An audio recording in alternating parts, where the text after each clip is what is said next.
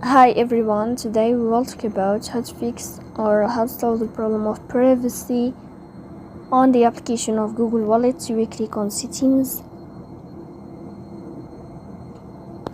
then we click on apps, default apps, app settings.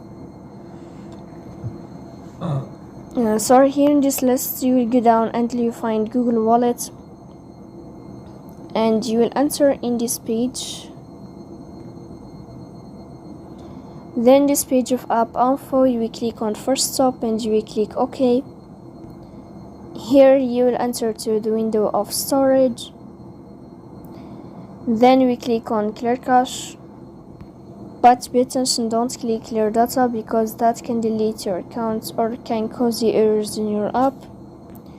Here you will go to Play Store and you can update your app, so please don't forget to support us, bell icon, subscribe. See you next time.